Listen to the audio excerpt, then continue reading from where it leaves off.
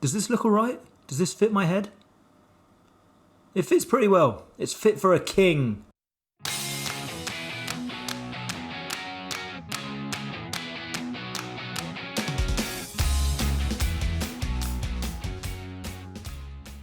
Hello guys, and welcome to How I Won the Football Manager Community Draft Season 1. Now, I am going to disappear in a second, but I just wanted to explain to you all how the Football Manager Community Draft works, who is involved, and how we at Sweet Left Foot won the first one. So the FM20 Community Draft is exactly that. It's a draft with players from the community. An idea from Joe CBE09 and Gita7256 to put this together, so fair play to those boys. But Season 1 consisted of myself, Joe CB09, Gita7256, The Mulch, Snip Snap D, and Aberrant FC. If you're not following any of these guys on Twitch, I'll put their link down in the description. Now let me disappear and I'll explain to you how the FM Community Draft works. Alright, I'm going to say goodbye now, and all you're going to hear is my lovely voice. Okay, so the Community Draft, as you can see here, I'm a little bit confused. Yeah, hands are on the head. I was not in a good way. This is because I didn't realise that the draft prices of players are different to that in a normal game. So I had a lovely long list that you can see behind me on the bed there of people that I wanted to draft. For example, Ronaldo, 30 million when you start the game, 99 million here. I thought I was in trouble.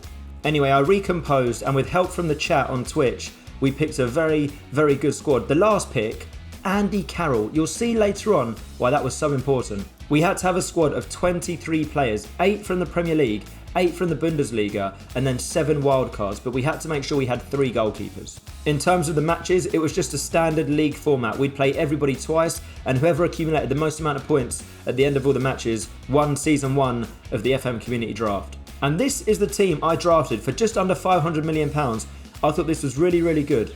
Goalkeepers, we had Edison, Claudio Bravo, and Oliver Marshall. Edison, obviously the number 1. Claudio Bravo as backup. I wanted a keeper that was good with his feet, a good sweeper keeper, someone that could pick a pass, and Edison fitted that perfectly. Our defenders were Virgil van Dijk, Nicolas Soulé, Fikayo Tomori, Jorge Mere, Rafael Guerrero, Achraf Hakimi, and Aaron Cresswell. As wing-backs, my starting 2 in Guerrero and Hakimi, I wanted people that were quite quick, good in the final third when we're attacking, and are reliable defensively.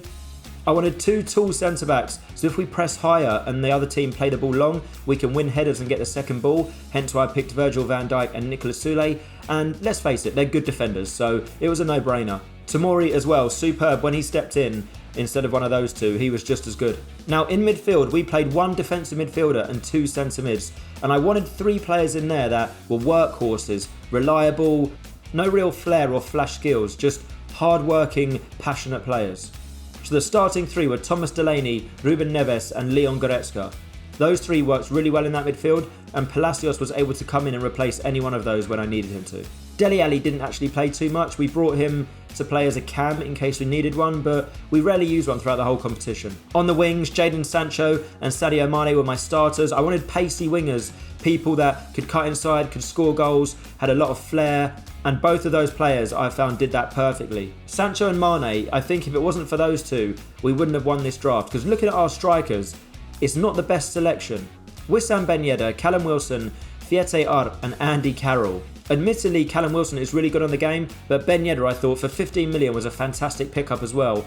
Looking at the squad overall, I was very, very happy. We looked very solid. I did think goal scoring might be an issue, but it didn't turn out to be. Our first goal came against Jita, smashed in by Jadon Sancho. You can see how, I was a happy young man. I was a happy young man.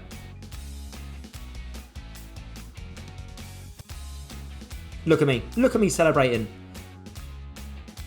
The plan, the tactic, the formation seemed to work perfectly in the first game with a 3-0 win, and I was feeling confident.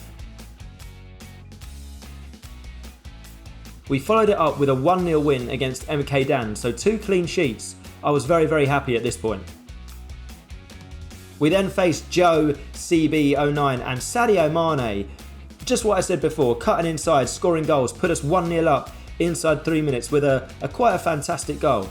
Joe pegged us back, but we went 2-1 up on the 15-minute mark. Nicolas Soulé combining with Virgil van Dijk. Again, I didn't expect them to be so good going forward, but they've proven they can head a ball both defensively and in the attacking third in the box, so I was happy with that.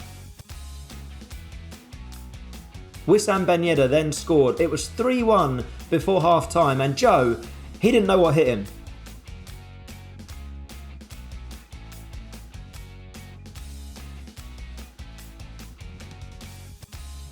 I also wanted a dead ball specialist in my team, which is what I find Ruben Neves is. As you can see, top corner, the keeper can't get there. He's good at crossing the ball and he's good at shooting from free kicks, so it was a no-brainer to draft him.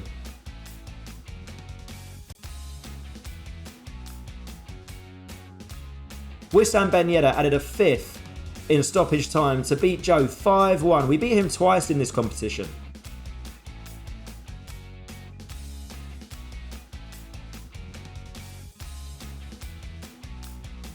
So there it was. After 3 games, we'd played 3, won 3, 9 points, opened up a 5-point gap to Aberrant FC and Jita.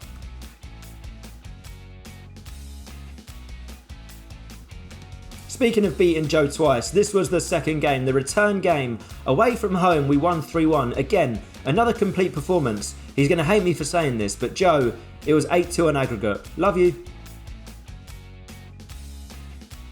We lost to Aberrant FC earlier in the competition. It was a really good performance from him when we played them away. He somehow had 9 men and managed to hold on and grind out a 1-0 win, which, to be fair, his tactic was superb. However, in the return game, we took a 1-0 lead through Wissam Ben Yedder. If all things went our way in this game, if we win here, we would have won the draft. The match ended up finishing 3-1. You can see me there. Referee, can you blow the whistle? He did. We were crowned FM Community Draft Season 1 champions. As you can see there, I look quite happy. Do I get the crown? I get the crown. I pop the crown on my head. And to round things off, our last draft signing with the last goal of us in the tournament scored Andy Carroll with a blockbuster from outside the box. As you can see, it was very unexpected. I went mental. Carroll on form in narrow, sweet left foot win. I mean, fair play to the lad. Fair play to him. And this is how the table finished up. Played 10, won 8, lost 2. Quite a good goal difference there, 24 points. We won Season 1 by 6 points. And you best believe when Season 2 comes round, I will be back to defend my crown. This crown. I'll be back to defend this crown. But yes, a very short and sweet how I won the FM Community Draft Season 1 review. I've enjoyed making it. I hope you've enjoyed watching it. If you have, please drop a like. And if you want to see more Football Manager content from myself, please subscribe to the channel. Also, go and follow the guys that were involved in Season 1 on Twitch, Twitter, Discord, you name it. Go and follow them. The links to their Twitch will be down in the description. And I look forward to seeing all of you for Season 2. Team Sweet Left Foot will be back looking to defend this. Hopefully we can upgrade the crown by then, because this is basically paper.